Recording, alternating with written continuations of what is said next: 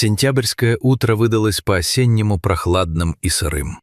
Легкий туман еще висел над влажным асфальтом, а пронизывающий ветерок заставлял редких прохожих сильнее кутаться в шарфы и быстрее шагать к метро. Алина, однако, не спешила. Для нее и ее золотистого ретривера по кличке Арчи утренняя прогулка всегда была особым ритуалом, временем тишины, когда город только-только начинал просыпаться, сбрасывая с себя ночное оцепенение. Они двигались по привычному маршруту вдоль тихого спального квартала. Арчи увлеченно утюжил носом опавшие листья у бордюра, время от времени поднимая голову и восторженно взглядывая на хозяйку. Алина улыбалась, наслаждаясь свежестью воздуха и размеренным цоканьем лап по дорожке. Ничто не предвещало, что этот обычный осенний день превратится в историю спасения. Внимание Алины привлек странный предмет неподалеку от аллеи. На противоположной стороне тротуара лежал обыкновенный плотный полиэтиленовый пакет из тех, что выдают на кассах супермаркетов. На первый взгляд в нем не было ничего необычного. Мало ли мусора оседает на улицах после ветреной ночи. Однако пакет не просто лежал. Он хаотично и дерганно передвигался с одной стороны тротуара на другую, вопреки направлению ветра. Арчи тоже заметил неладное. Навострив уши, пес замер на месте, тихо порыкивая и вытягивая шею. Алина остановилась, приглядываясь к странному шуршанию.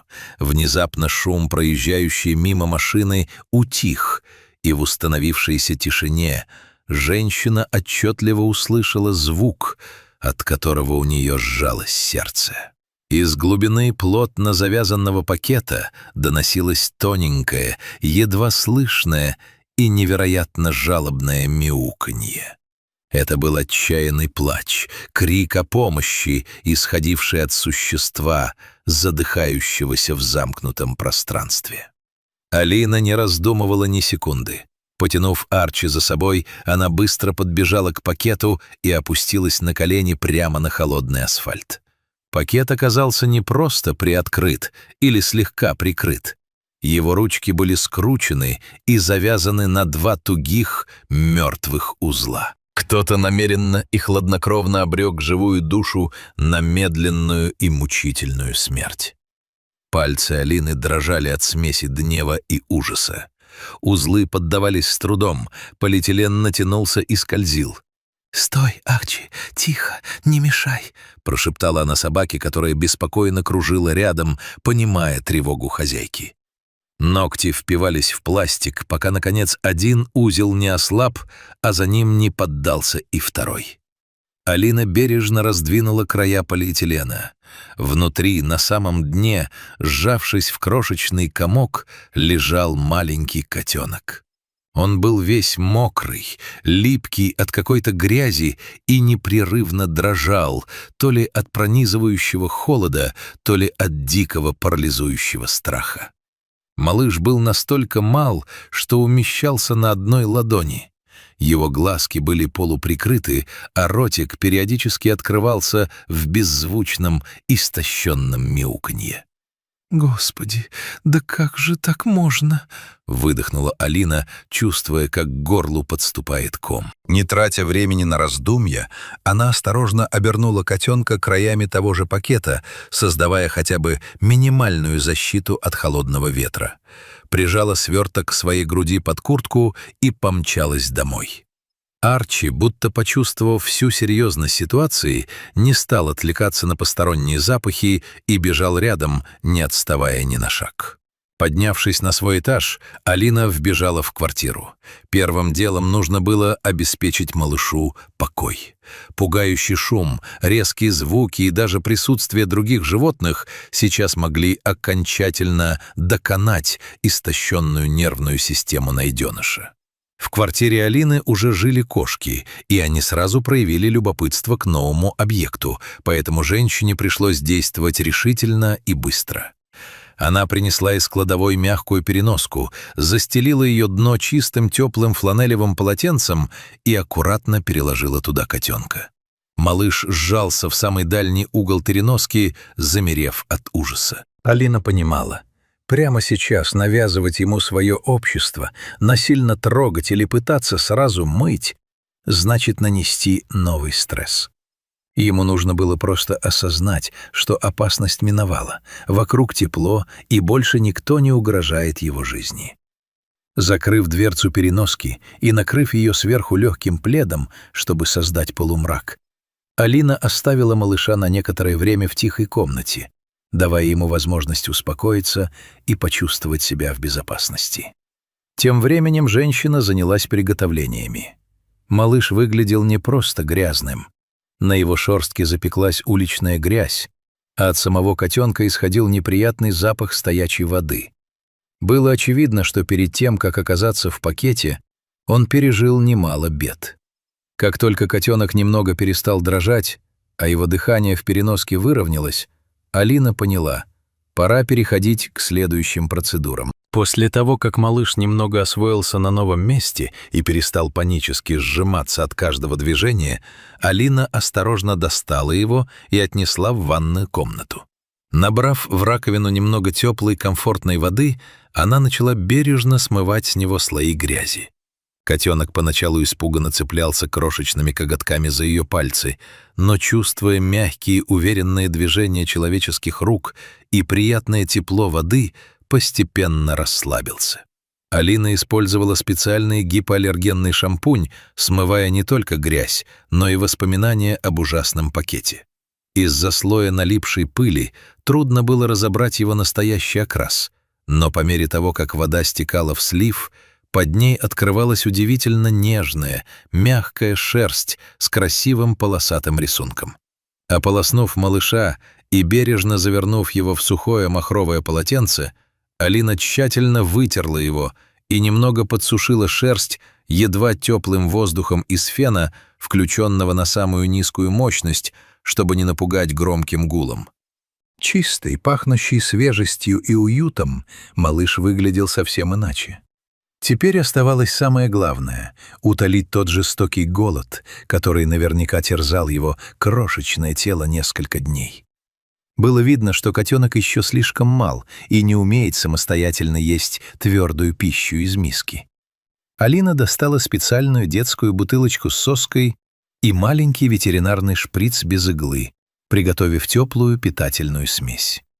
Сначала малыш не понимал, что от него хотят, и отворачивал мордочку.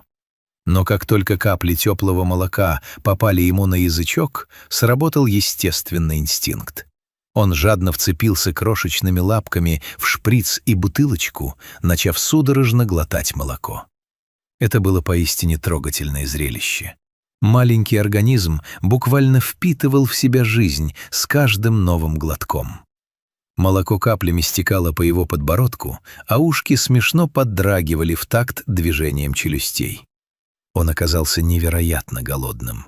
Казалось, в этот момент для него не существовало ничего, кроме долгожданной пищи. Кормление из бутылочки и шприца буквально помогло ему вернуться к жизни. Постепенно животик котенка округлился, и он, наконец, откинулся назад, полностью сытый, пьяный от молока и уставший. Алина перенесла его в приготовленную заранее спальную зону. Для малыша был оборудован специальный уютный уголок с мягкой теплой кроватью-лежанкой, внутрь которой женщина положила невероятно нежное плюшевое одеяльце. Оказавшись в своей новой теплой кроватке, чистый и накормленный найденыш сначала замер в замешательстве. Он никогда в жизни не чувствовал подобной мягкости и тепла. Но уже через секунду котенок начал неуверенно переступать крошечными лапками, ритмично перебирая ими по ткани, делать то самое знаменитое кошачье тесто. Малыш был в таком непередаваемом восторге от своего мягкого одеяльца, что от одного прикосновения к нему в его груди зародился тихий, а затем все более уверенный звук. Он начал громко и упоенно мурлыкать от удовольствия. Этот звук, похожий на работу крошечного моторчика, наполнял комнату невероятным теплом. Котенок свернулся калачиком, уткнулся носом в складку одеяла и через пару минут погрузился в глубокий, спокойный сон. Первый безопасный сон в своей жизни. Алина стояла рядом, наблюдая за этим маленьким чудом, и не могла сдержать слез умиления. В этот момент она окончательно решила, как назовет малыша. Она дала ему имя Дэйви, в честь отважного героя, ведь чтобы выжить в таком кошмаре и сохранить доверие к миру, требовалась настоящая храбрость. У Алины дома уже жили кошки. Спокойная, величественная персидская красавица Люси и любопытный кот Тишка. Первые пару дней Дэйви находился под присмотром в отдельной комнате, чтобы окончательно адаптироваться. Но вскоре настало время полного знакомства с Прайдом. Знакомство прошло удивительно гладко. Люси, проявив материнский инстинкт, сразу взяла шефство над малышом. Она принялась заботливо вылизывать его ушки и контролировать каждый шаг. Тишка же нашел в Дэйви отличного компаньона для озорных игр. Малыш быстро привык к своей новой семье и искренне полюбил всех ее членов. С каждым днем он становился все более смелым и контактным. Сейчас Дэйви обожает играть со своими старшими братьями и сестрами. Он устраивает забавные засады за диваном, бегает за веревочкой и весело задирает хвост. А когда приходит время отдыха, он обязательно устраивается спать рядом с ними, свернувшись в один общий пушистый клубок, или забирается на колени к Алине, заводя свою громкую мурлыкающую песенку. Прошла всего 1 неделя, но котенок изменился полностью. От того несчастного, мокрого и дрожащего от ужаса существа, найденного в полиэтиленовом пакете на холодном тротуаре, не осталось и следа. Шерстка Дэйви засияла шелковистым блеском, глазки зажглись озорным огоньком, а сам он набрал вес и заметно окреп. Глядя на то, как Дэйви весело гоняет по ковру игрушечную мышку, Алина тихо улыбается. Она знает, что худшее в жизни этого маленького храбреца уже позади. Сейчас он абсолютно счастлив, и его ждет долгая, теплая и беззаботная жизнь.